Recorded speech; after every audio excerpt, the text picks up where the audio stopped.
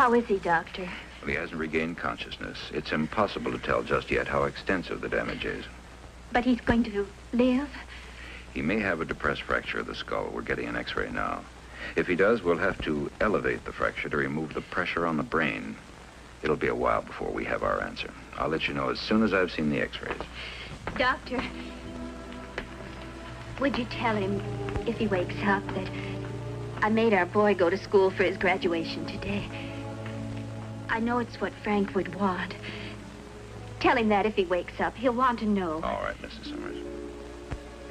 Frank's always been so strong. A thing like this could possibly... The X-rays will tell us a lot more, Mrs. Summers. Laswell? Dr. Laswell?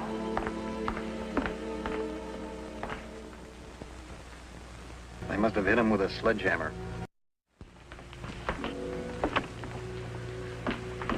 Doctor, the nurse called and said he'd regained consciousness. Yes, he has. Oh, thank heaven. I was so worried. It's been 3 days. He's definitely out of danger now. Well, he's in no immediate danger, Mrs. Summers. Can I see him?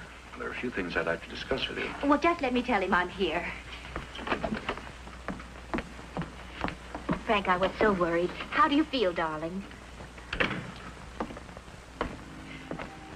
Frank, what's the matter?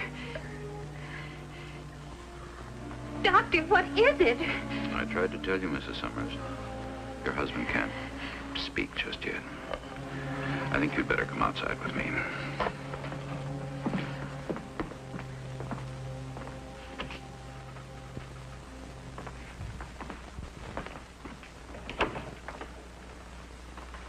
Why did they tell me he'd regained consciousness? He has, Mrs. Summers. He's regained consciousness. It's just that he can't speak. Part of the brain is damaged. It's a condition we call aphasia. Tell me the truth, Doctor. I have a right to know. I can't tell you how extensive the damage is or how permanent. I wish I could offer you more hope, but I simply don't know yet. There are a whole series of tests we'll have to run. Tests that will tell us the extent of brain damage and help us determine the amount of motor weakness.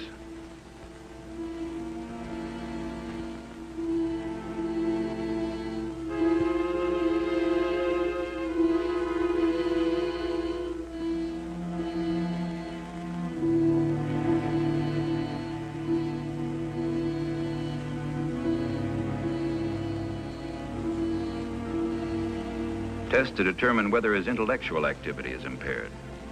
Some of the disability may be expected to disappear spontaneously. Some damage may be permanent. The hemiplegia, that is the paralysis of his right side, has already begun to clear by itself.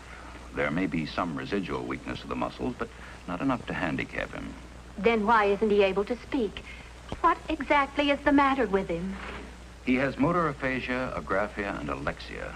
That's a technical way of saying that he's lost the power to speak, to write, and to read. Then you mean that his mind is definitely... No, His intellectual capacity seems completely unimpaired. It's just that he has no way of communicating. But even if he can't talk, he can still move his hands. Why can't he write? Well, the damage isn't to the hands or to the eyes or to the vocal cords. The damage is to parts of the brain that control all those functions. It's not easy to explain, Mrs. Summers. Look, think of the brain as sort of a central exchange in a telephone company with thousands upon thousands of connections going to every part of the country. Now, when the lines are functioning properly, you can establish instantaneous communications anywhere. When there's an accident to the switchboard, communications break down. That's a very rough analogy because the human brain is infinitely more complex than any telephone switchboard. How can everything break down without his mind being destroyed? There are many parts to the mind, many functions. A baby's mind starts as a blank. Everything we learn forms a kind of pattern on the neurons, the telephone wires of the body. Hearing, seeing, speaking. Any skill we learn gradually builds up definite pathways in the neurons so that the activities become almost automatic. For instance, when we speak, we don't have to think of how tight the vocal cords should be drawn, how the mouth should be shaped, where the tongue should be held, or how much air the diaphragm should push past the vocal cords to form speech. Yet all of these activities take place in saying a simple word like mama. Now, your husband's accident damaged the centers or pathways of speech, writing, and reading. In other words, the directions for all these carefully learned skills can no longer travel over the established network. In everything else, your husband is a highly intelligent adult male. But in these three functions, he starts out on the level of a newborn baby. You mean he'll have to learn to think all over again? You're confusing thinking with communicating, Mrs. Summers. They're quite different. A child sees a hairy, four-footed animal. He learns to recognize it. He learns it's called a dog. And ultimately, he learns that it bears certain similarities to other four-footed animals, also called dogs. The child then has the concept of dogs. When he sees a dog, he knows that it's a dog similar to the first one. He learns to pronounce the name dog and to write it out, D-O-G.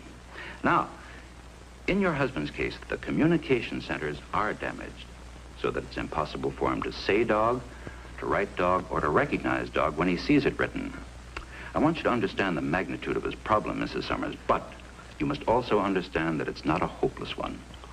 A great deal of retraining is possible. And he'll be able to speak again? I think there's a good chance. It'll depend on his will to relearn, on you, on his family. He needs a strong incentive. It's a long, hard fight for a man to make, doubly hard for a man who's still highly intelligent to have to start out again at a pre-kindergarten level. But you can repair the damage. Not repair, Mrs. Summers, but we can train new pathways. Your husband is right-handed. Like most people, the left hemisphere of the brain is the dominant. It's the side that controlled all those complicated skills. It's also the side that was damaged. Now, some of that damage may be reversible, and it's also possible to train the undamaged right side to take over part of the work. It's possible. It isn't easy. How long would it take?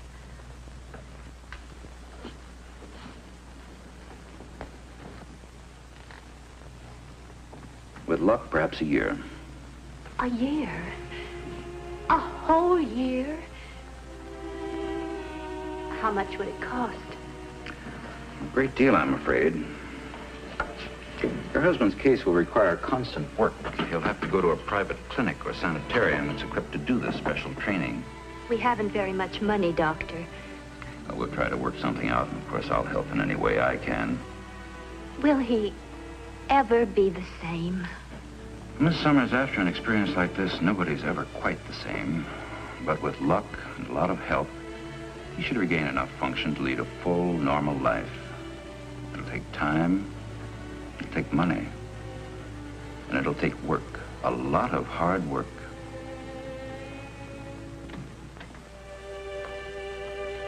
Dad. You're looking fine, just fine. I just wanted to tell you that everything's going to be all right at home. Got a job.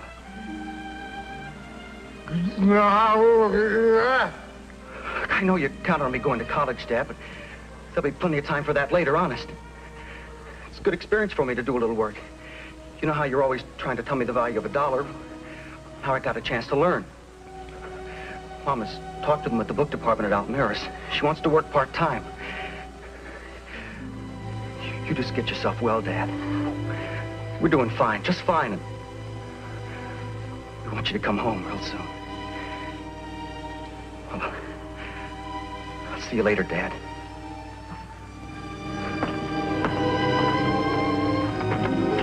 Told him. I could tell he didn't like it. Doctor, there must be something you can do. It's horrible to have to look at him like that, just lying there. It's pretty horrible for him, too, Phil. He's trapped behind an invisible wall, unable to say a thing to a single living soul. It's very lonely. I know that. I told him it doesn't make any difference about us, about how I feel. His rehabilitation and retraining can start next week at the sanitarium. His first problem will be to regain the use of his right side. This part, the process of regaining the strength of the muscles, is relatively easy. As the edema in the brain subsides, much of the movement will return spontaneously. He'll probably never regain 100% use of his right hand, but the paralysis is clearing rapidly. Here he meets other aphasics and learns that he's not alone with his problem, that he's far luckier than some whose damage can't be reversed.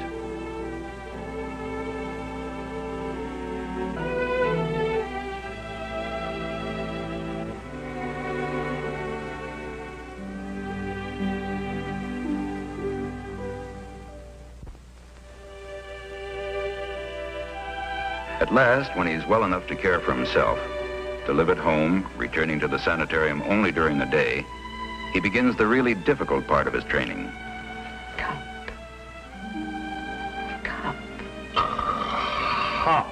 Fine. The discouraging, endless process of relearning to read and write and talk. The battle to achieve the simple things which we take for granted. A man's universe shrinks to the dimensions of his own needs. Mom. The slightest advance is so fiercely fought for that it seems a smashing victory. It's difficult for those who love the patient to share his joy at an accomplishment one would expect from an 18-month baby. Aphasia presents a terrible strain in which the family and friends must guard on the one hand against over-expectation and on the other against discouraging the patient.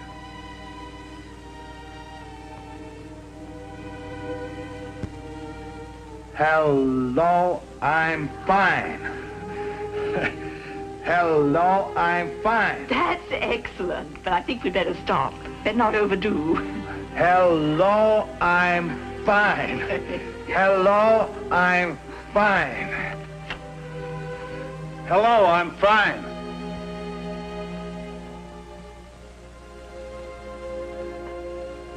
Yeah, well, I know you told me. Sure I do. Gee, Doris, I'd love to, but I just can't. This is Mother's night at the store. I know it is, honey, and I'd like to more than anything, but somebody's got to look after Dad. You know we don't dare leave him alone. If he got sick and needed something, like... Well, he's helpless. I know it is, Doris. I don't know what to do, Doctor. He won't even look at me. Has he eaten anything yet? Not since he's come back to the sanitarium. I wouldn't have done anything in the world to hurt Dad. I sure didn't mean it the way it sounded, like he was crazy or something. Well, actually, there's no reason why he can't be left alone now. What you said wouldn't have upset a healthy person, Phil. You've got to realize how frustrated and useless your father feels. It's not unusual for a patient to be depressed during the course of retraining, but this is a withdrawal from something in reality which frightens him. He's probably worrying a lot about money, too, Doctor. He always has. I thought when he came home, he'd feel better about all of us being together.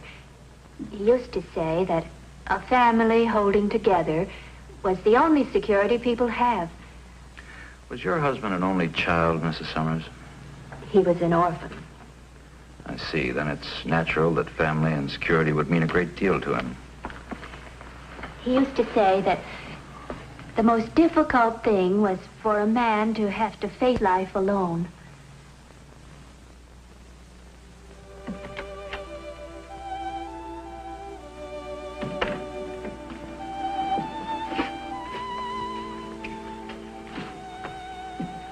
Good evening, Mr. Summers. You're feeling very sorry for yourself, aren't you? You've had a tough break. Now you're all alone. If you'd been hit a little lower and a little harder, you'd probably be dead, but you weren't. And now you feel you're a burden to your family. You're all alone behind a wall of silence. And you are alone. Every man is alone. But you're in a position to realize it. Our whole lives are spent in trying to build up security, Mr. Summers. Security is our mother, our friends, our business associates, our wives, our children. But actually, every man is all alone. He's connected to his friends and family by a series of tenuous little nerve pathways. You've seen how easily these pathways can be damaged. Each man must live within himself. His security must be built within himself, in his own mind. Once a man has security within himself, nothing can shake it. I don't say that the things outside aren't important. But until a man has inner security, he can't fully appreciate his friends or his family or the world. You'll be able to reestablish contact with the outside world, Mr. Summers. You keep working the way you've been working, and you'll be out of here in a few months. But until you reestablish contact, you've only yourself. You might almost regard it as an opportunity, Mr. Summers. So many people go through their entire lives without ever getting to know themselves.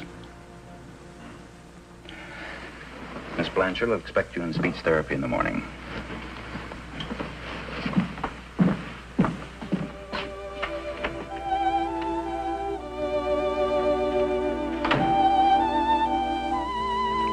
Yes, Mrs. Summers, he's showing remarkable improvement. His speech and writing are coming along well. Potatoes. He's beginning to read. Within a few months, he should be able to carry on simple conversations. Frank.